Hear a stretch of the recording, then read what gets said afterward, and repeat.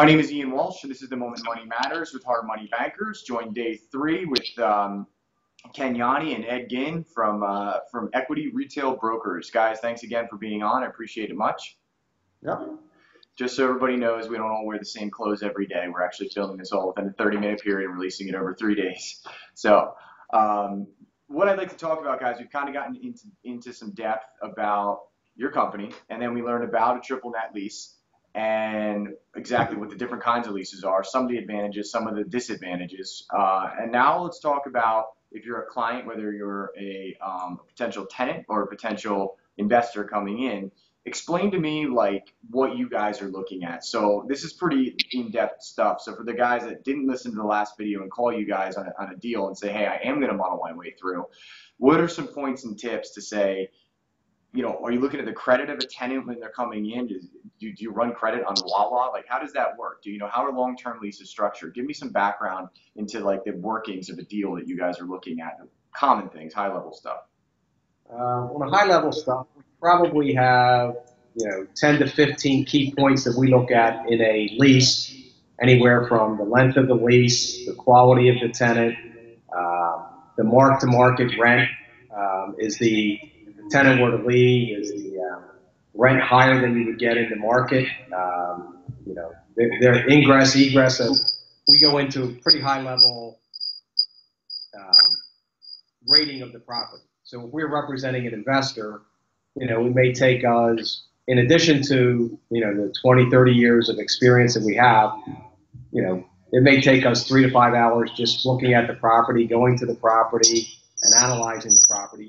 If you're dealing with a tenant like WaWa, generally most people know the quality of the operation. They're a fabulous company. They run a fabulous company, and their brand is well recognized. So most people know that. CVS actually has a credit rating, and most people can feel and touch. They know, CVS is a well-run company, has a good rating.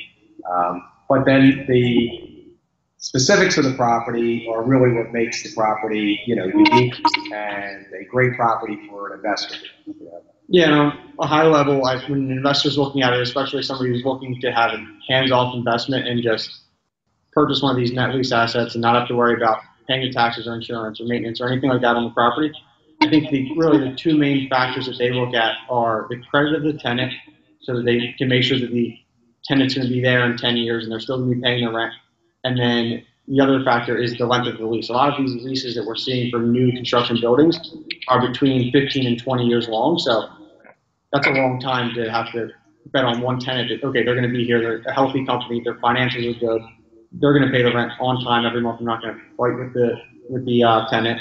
So that's a real factor that a lot of people are looking at. And those leases are structured all differently. A lot of them you're seeing with 10% bumps every 5 or 10 years, so that the rent goes up to combat inflation. But yeah, there's mainly two main things that investors are looking at. Interesting. I guess I never would have thought of that. Like, so residential leases, you're typically 1 year, maybe 2. Small commercial, you're probably, 5 to 7, something like that. But you guys are talking 15 or 20-year leases. That is, have a kid, send them to college. That's a lot of time, right? So you got to make sure the person you are working with is going to pay their rent, because that's a big deal. So you guys are very heavily focused on that. So that, and it does help with a company like WaWa or something, or Starbucks. Obviously, like, they're not, the chance of them defaulting on a lease are thin, right? Pretty small. So do you guys have any red flags for when you do have somebody that maybe you don't know, or somebody that's not quite as big as one of those companies that you might bump into and say, hey, we got to really make sure we dig in certain areas? Anywhere that you look pretty heavily at in case something could come up? Yes. Yeah, so I think when you're looking at maybe a tenant with either a short-term lease, so let's say it could be a credit tenant too, like it was built 15 years, 16 years ago, and there's 4 years left on a lease, or a non-credit tenant, you really want to look at, make sure the mark-to-market rent is in check. So like, if the space in that, let's just say you're on a major road and retail space rents for $20 a foot there, and if that tenant leaves, you can get $20 a foot, and their rent is right now $15 a foot, that's great. That really relieves a lot of the risk, because if they ever leave, it's not a hard job to backfill that space and make your money back. But if their rent was $40 a foot, that's a red flag automatically. You don't really have the the credit behind the lease to guarantee that they're going to be there in paying. You don't know really the financials behind the company. Are they going to? Is it a company that's going to be sustainable for the next 5-10 years to cover that rent? So interesting. So you look for that anomaly. And then the other matrix that people would in the industry would look at is what is the sales of the unit to the rent. So if in the restaurant space, you generally want to see if the tenant's doing $2 million in sales, a good rent factor would be 6 to 7%, which would be 120,000 to 140,000. Yeah. If that tenant's paying 210,000 in rent, then that's a risk because the tenant's sales may not be capable of paying the rent. Interesting. So, guys, that's good information. Anybody watching will appreciate that. I didn't know any of that. So, a lot of these interviews I do, part of it was to do one thing, part of it was to do another. But honestly, I learned a lot from them. So, I appreciate you guys giving that information. And we'll join for the big interview here coming for the day 4, which will be talking about where the market has been, where the market is, and where the market's going. So, appreciate it, guys. How do people get in contact with you? How would I get in contact with you, Ken? So you can get in contact with me at Yanni at equityretailbrokers.com or 484-417-2223.